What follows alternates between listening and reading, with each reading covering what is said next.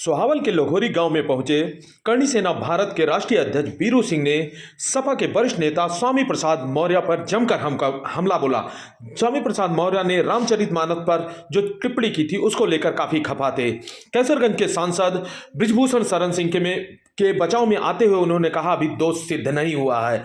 बागेश्वर धाम के कथावाचक धीरेन्द्र शास्त्री को भी समर्थन करते हुए उन्होंने कहा कि वो सनातन धर्म की रक्षा कर रहे हैं, हम उनके साथ हैं। आइए सुनाते हैं बीरू सिंह ने और क्या क्या कहा।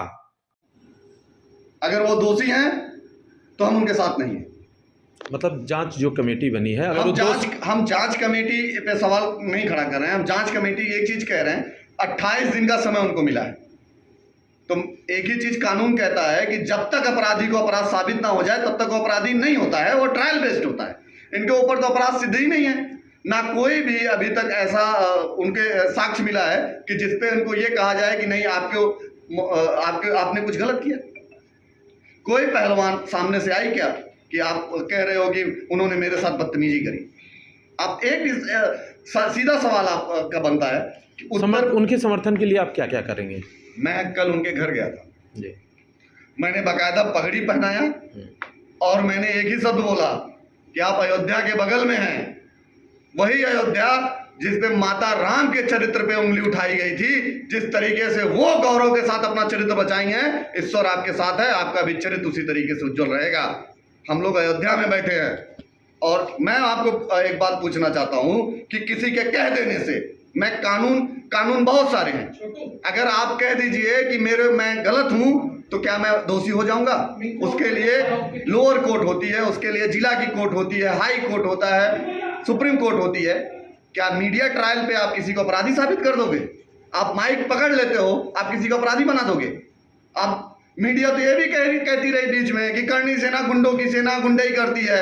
हिंदुस्तान की अस्मिता के लिए, हिंदुस्तान के सभ्यता के लिए, यहाँ की परंपरा के लिए, यहाँ के इतिहास को बचाने के लिए हमारे पूर्वजों ने, छोड़िए देश के जितने भी स्वतंत्रता संग्राम सेनानी हैं, सबने शस्त्र उठाया है। आखिरी सवाल है, कड़वा है। विपक्ष के नेता स्वामी प्रसाद मौर्य ने रामचरितमानस पर टिप्पणी कर दी है, उसको बैन करने के लिए मांग की है, कुछ दोहों और चौपाई को लेकर। इस पे दो शब्द चाहेंगे आप। मैं उससे ये पूछ रहा हूँ कि वो 2-3 चौपाई जानता है, 1600 चौपाइयाँ उसको याद है रामायण की। पहले वो रामायण का एक खंड पढ़ के सुना दे बिना हकलाए। मुंह से थूक निकालने वाला आदमी गंदगी निकालेगा ना। ईश्वर पहले, माता रानी मातेश्वरी पहले बोलने का सहूर दें उसको।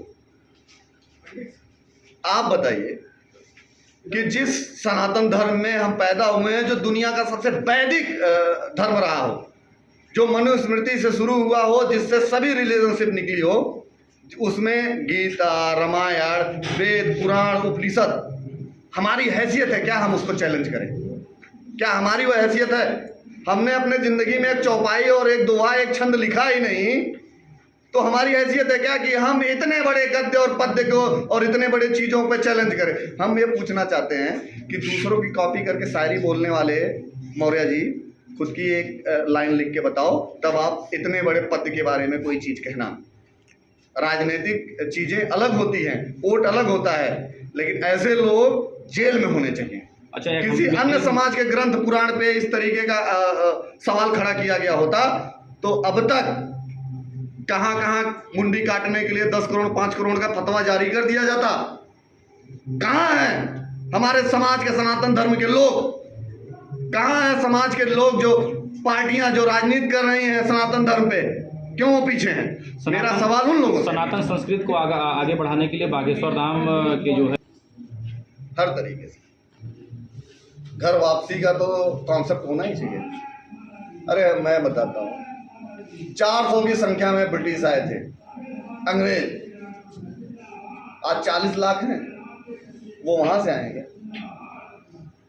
1-2 लाख की संख्या में बिना कपड़ों के, भूखे नंगे, ये काबुल से आए सब, जिनको खाने का शऊर नहीं। आज भी घर के नाम पे केवल कूड़ा कट रहा है। जहाँ के आज भी लोग हवाई जहाज का टायर पकड़ के उड़ते हों, वो लोग हिंदुस्तान में इतने बड़े बड़े सिस्टम बनाए हैं। यहाँ आके उन्होंने केवल और केवल हमारे समाज को गंदा किया है। मैं बागेश्वर बाबा से ये कहूँगा कि आप जो कर रहे हो हर तरीके से करणी सेना आपके साथ है, तन मन धन से सनातन धर्म के लिए अपने खून का एक एक कतरा देने के लिए तैयार हैं, क्योंकि हम उस चीज के वंशज हैं। हम भगवान राम के वंशज हैं, भगवान कृष्ण के वंशज हैं, गौतम बुद्ध के वंशज हैं, बप्पा रावल राणा संगा पृथ्वीराज चौहान के वंशज हैं, हम भगत सिंह चंद्रशेखर आजाद के वंशज हैं, हम बिस्मिल्लाह खां के वंशज हैं जो देश के इतिहास के लिए लड़ते रहे और अपने गले को कटवाते रहे। हम गोरा बादल के वंशज हैं। हम सुहावल आप आए हैं सर, क्या मामला है? देखिए, यहाँ पे क्षत्रियों का एक सम्मेलन है जिसमें हम लोगों को इनवाइट बाबा अभिषेक सिंह टिंकू जी के जन्मदिन पे, हमारे छोटे भाई हैं, उनके घर हम आए हैं और उनके जन्मदिन की आपको ढेर सारी शुभकामनाएं। टिंकू, खूब ईश्वर आपको आगे बढ़ाए, आप हिंदुस्तान के सबसे बड़े कॉन्ट्रैक्शन कंपनी के मालिक बनिए। हम उन्हीं के घर पे आए हैं खिचड़ी भोज में। अभी ये जो चूँकि आप अपने समाज के कार्यक्रम में आए हैं, तो माननीय सांसद कैसरगंज की जो ये मामला चल रहा है, इस विषय पर आपकी क्या प्रतिक्रिया है सर? देखिए, आप बताएं कि हिंदुस्तान में राजनीति टारगेट बेस है। टारगेट बेस राजनीति जो होती है वो ना व्यक्ति देखती है, ना धर्म देखती है, ना जात देखती है। उसको केवल और केवल अपना पद देखती है। किसके नुकसान से और किसके फायदे से हमें कुर्सी बनेगी, हमें सीट मिलेगी। आज कहीं ना कहीं कैसरगंज के सांसद बृजभूषण शरण सिंह उसी चीज़ों में लपेटे गए। एक जात विशेष का नेतृत्व वो नहीं कर रहे हैं, वो पूरे कैसरगंज लोकसभा के सांसद हैं। उनको सभी जात और सभी धर्म, सभी पंथ मजहब ने वोट दिया है। अगर उनको क्षत्रिय समझ के लोग उनका विरोध कर रहे हैं राजनीतिक पार्टियां, तो कहीं ना कहीं गलत कर रही है। और इसमें भारतीय जनता पार्टी को मजबूती से अपने सांसद के साथ स्टैंड करना चाहिए। अभी तक एक भी पहलवान, एक भी लड़की कोई भी साक्ष्य नहीं दे पाई। आपके कह देने से, आप पत्रकार हैं, आप कह दीजिए कि वीरू सिंह करणी सेना के राष्ट्रीय अध्यक्ष हैं, इन्होंने दिन में मुझे हवा में सपने में मुझे धमकी दे दी कि मैं तुमको जान से मार दूंगा।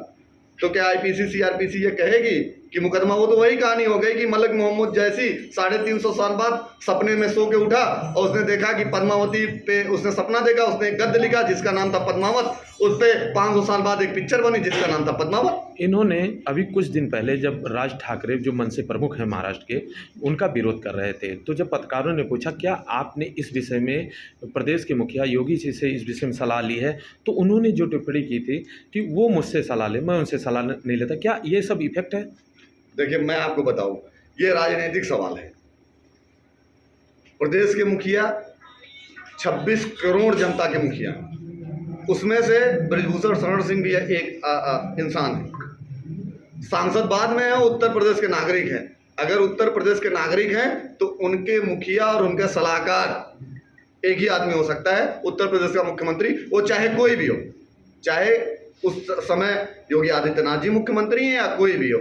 सलाह तो मुख्यमंत्री से लेना पड़ेगा, क्योंकि वो होशों में ये कहीं ना कहीं अगर बयान दिए हैं तो फिर उनका व्यक्तिगत बयान हो सकता है, और मैंने सुना भी नहीं है, मैं आपको बता दूं। अच्छा, उसको आपने नहीं सुना। उसके बाद इनकी आक्रामक राजनीति बंद हुई। फिर इन्होंने जो भाजपा के सपोर्टर कहे जाने वाले बाबा रामदेव पर भी इन्होंने प्रतिक्रिया अपनी देनी शुरू की, उनके घी प्रोडक्ट पर सवाल खड़े किए। कहीं ये सब वजह तो नहीं है जिसकी वजह से टारगेट पे हैं आज वो? देखिए, मैं एक बात आपसे कहूँ, आप किसान हो, गाय भैंस आप भी पाले हो, आपको पता है कि कितने लीटर दूध में और कितना घी बन सकता है, और कितने घी में कितने रुपए में 1 किलो घी मिलना चाहिए।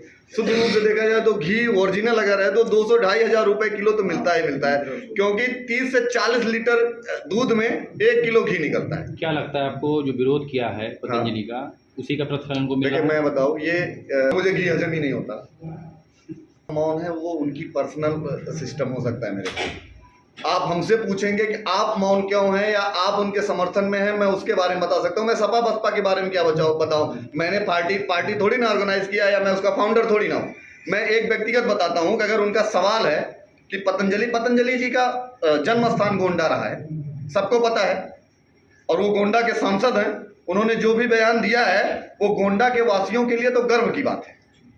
अगर वो ये बताएं कि हमारे पूर्वज गोंडा से रहे हैं पतंजलि, और उसके नाम पे ब्रांडिंग करके आप इतना बड़ा व्यापार और बिजनेस कर रहे हो, तो कहीं ना कहीं आप बताएं, रॉयल्टी एक शब्द होता है, रॉयल्टी मिलनी चाहिए पूरे गोंडा के वासियों से। मैं आप लोगों के टीवी चैनल के माध्यम से कह रहा हूं कि पतंजलि का जन्म स्थान बाबा पतंजलि का वो गोंडा रहा है, बाबा रामदेव का जो भी प्रोडक्ट आता है उसकी पूरी रॉयल्टी गोंडा के विकास में खर्च होनी चाहिए, कम से कम 25%।